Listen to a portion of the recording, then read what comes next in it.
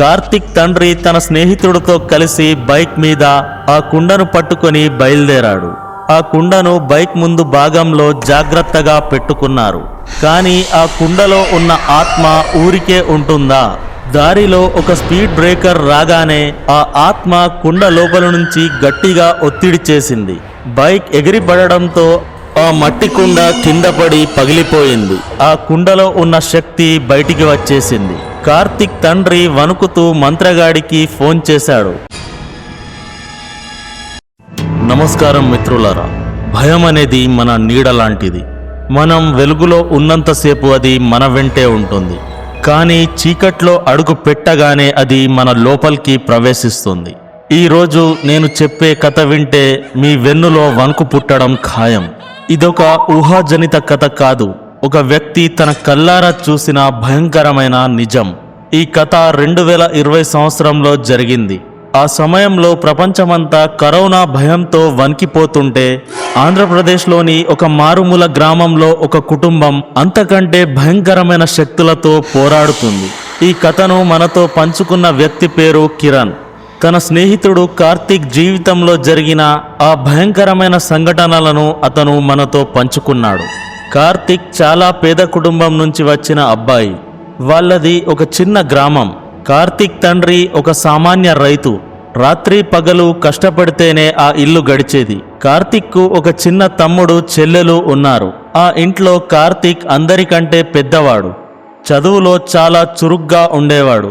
అస్సలు అబద్ధాలు చెప్పే అలవాటు లేని పద్ధతి గల కుర్రోడు. కానీ ఒకరోజు రాత్రి అతను చేసిన ఒక చిన్న పని అతని జీవితాన్ని, అతని కుటుంబాన్ని నాశనం చేసే స్థాయికి తీసుకెళ్తుందని ఎవ్వరూ ఊహించలేదు.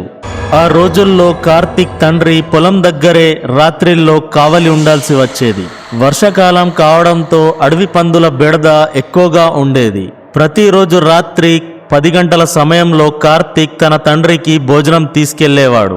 ఆ ఊరికి ఆ పొలానికి మధ్య ఒక పాడుబడిన దారి ఉండేది. ఆ దారిలోనే ఓ దగ్గర ఒక పురాతనమైన భయంకరమైన రావి చెట్టు ఉండేది. ఆ చెట్టు చుట్టుపక్కల ఎప్పుడూ నిమ్మకాయలు, పసుపు, కుంకుమ, విరిగిన మట్టి కుండలు కనిపిస్తూ ఉండేవి. ఆ గ్రామంలో ఎవరికైనా కీడు జరిగితే ఆ చెట్టు దగ్గరే తాయితులు కట్టడం లేదా దిష్టి తీయడం లాంటివి చేసేవారు. అదొక శనివారం రాత్రి కార్తిక్ భోజనం తీసుకుని వెళ్ళడం కాస్త ఆలస్యమైంది. అప్పటికి సమయం రాత్రి 10:30 దాటుతుంది. ఆ ఊరంతా నిశ్శబ్దంగా ఉంది. కార్తిక్ చేతిలో ఉన్న చిన్న టార్చ్ లైట్ వెలుతురులో ఆ రావి చెట్టు దగ్గరికి చేరుకున్నాడు. గాలి వీస్తుంది. ఆ చెట్టు గాలికి ఊగుతున్న తీరు చూస్తుంటే ఎవరో పెద్ద జుట్టు విరబూసుకొని ఉన్న మనిషి తన వైపే చూస్తున్నట్టు అనిపించింది. అది చూసిన కార్తిక్ మనసులో ఏదో తెలియని భయం. అడుగులు తడబడుతున్నాయి. ఆ చెట్టు నీడలోకి అడుగు పెట్టగానే కార్తిక్ మనసులో వింత వింత ఆలోచనలు మొదలయ్యాయి. నేనెందుకు ఇంతలా కష్టపడుతున్నాను? మా నాన్న ఎందుకు ఇలా రైతుగానే ఉండిపోయారు? నా చెల్లెలు పెళ్లి ఎలా జరుగుతుంది? అసలు నా జీవితం ఇలాగే నాశనమైపోతుందా? ఇలాంటి అత్యంత నెగిటివ్ ఆలోచనలు తన తలకెక్కాయి. అవి కేవలం అతని ఆలోచనలు కావు. ఆ చెట్టు మీద ఉన్న ఏదో అదృశ్య శక్తి అతని మనసును నియంత్రించడం మొదలుపెట్టింది. ఎలాగోలా భయంగా పొలానికి చేరుకొని తన తండ్రికి అన్నం ఇచ్చాడు. తండ్రి తింటున్నంతసేపు కార్తిక్ వణికిపోతూనే ఉన్నాడు. తిరుగు ప్రయాణంలో మళ్ళీ అదే చెట్టు దాటాలి. అప్పటికి సమయం రాత్రి 11:15 అవుతుంది. కార్తిక్ గబగబా నడవడం మొదలుపెట్టాడు. ఆ చెట్టు దగ్గరికి రాగానే ఎవరో తన వెనక నడుస్తున్న చప్పుడు. కంగారుగా వెనక్కి తిరిగి చూస్తే ఎవరూ లేరు. కానీ ఎవరో తన చెవిలో తన పేరు పెట్టి పిలుస్తున్నట్టు అనిపించింది. కార్తిక్ భయంతో ప్రాణాలు చేతిలో పెట్టుకొని పరుగున ఇంటికి చేరి తలుపులు గట్టిగా వేసి దుప్పటి కప్పుకొని పడుకున్నాడు. మరుసటి రోజు ఉదయం కార్తిక్ లేచేసరికి అంతా మామూలుగానే ఉంది. కానీ ఉదయం ఓ వింత జరిగింది. కార్తిక్ తండ్రి వాళ్ళ తమ్ముడు, అంటే కార్తిక్ చిన్నాయన, అతను ఒక 20 ఏళ్ల క్రితమే చనిపోయాడు.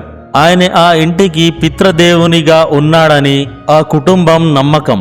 ఆ ఉదయం అకస్మాత్తుగా కార్తిక్ ఒంట్లోకి ఆ చిన్నాయన ఆత్మ ప్రవేశించింది. కార్తిక్ గొంతు పూర్తిగా మారిపోయింది.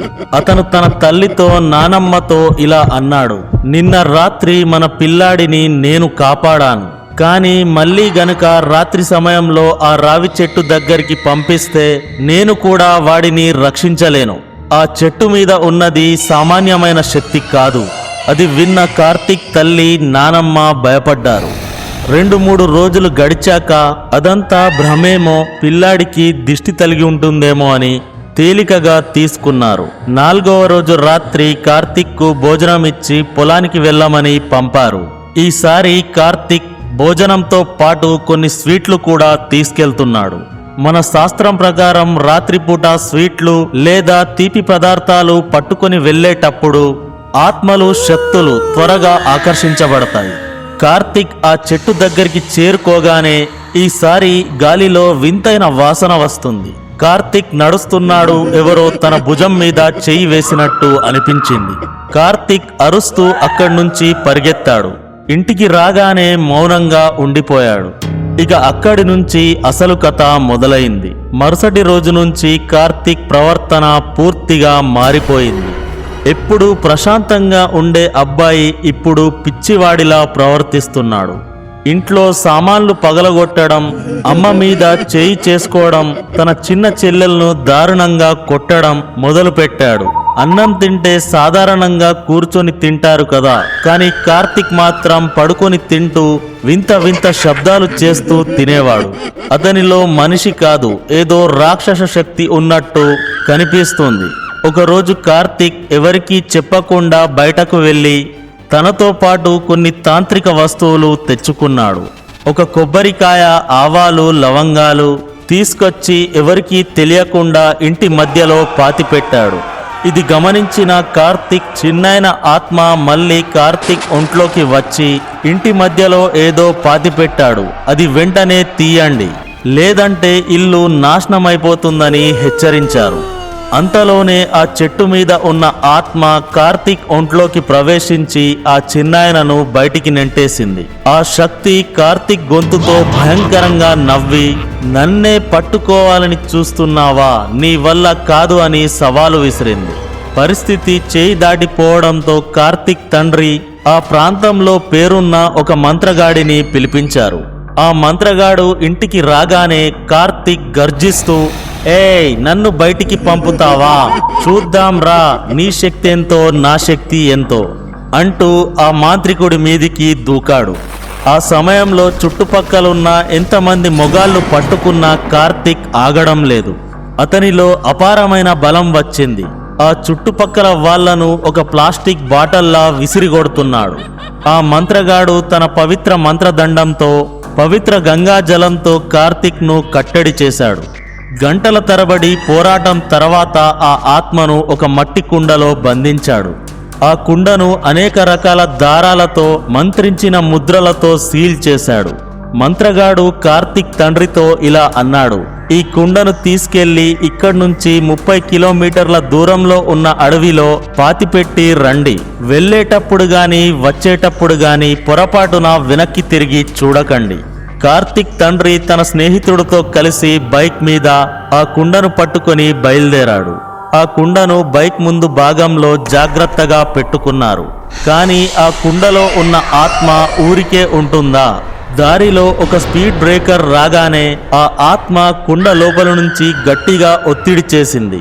బైక్ ఎగిరిపడడంతో ఆ మట్టి కుండ కింద పడి పగిలిపోయింది. ఆ కుండలో ఉన్న శక్తి బయటికి వచ్చేసింది. కార్తిక్ తండ్రి వణుకుతూ మంత్రగాడికి ఫోన్ చేశాడు. ఆ విషయం విన్న మంత్రగాడు అరిచాడు, పెద్ద తప్పు చేశారు. ఆ శక్తి ఇప్పుడు రెట్టింపు కోపంతో మీ అబ్బాయి దగ్గరికి వస్తుంది. వెంటనే వెనక్కి వెళ్ళండి అని అన్నాడు. నిజంగానే ఇంట్లో ప్రశాంతంగా ఉన్న కార్తిక్ ఒక్కసారిగా గాలిలో లేవడం మొదలుపెట్టాడు. తనను తాను కొట్టుకుంటూ గోడలకు తల బాదుకుంటూ రక్తసిక్తం చేసుకున్నాడు. నన్ను బంధిస్తారా, మీ అందరినీ చంపేస్తాను అని అరుస్తున్నాడు. ఆ రాత్రంతా ఇంట్లో నరకం. ఆ రాత్రికి రాత్రే మంత్రగాడు మళ్ళీ వచ్చి తన పూర్తి శక్తినంతా ఉపయోగించి ఆ ఆత్మను ఇంకోసారి బంధించాడు. ఈసారి ఆ ఆత్మ ఎవరిదో అనే విషయం తెలిసింది. ఆ ఆత్మ ఇదే ఊరిలో ఉన్న ఒక వ్యక్తిది. 20 ఏళ్ల క్రితం అవమానం భరించలేక తనకు తానే నిప్పంటించుకొని చనిపోయాడు.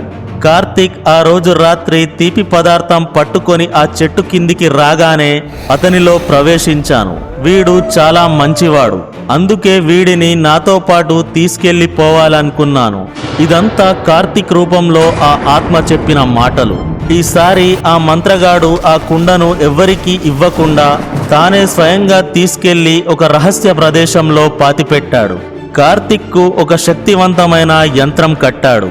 రాత్రిపూట ఒంటరిగా వెళ్ళేటప్పుడు, ముఖ్యంగా పాడుబడిన ఇల్లుల దగ్గర, చెట్ల దగ్గర చాలా జాగ్రత్తగా ఉండాలి.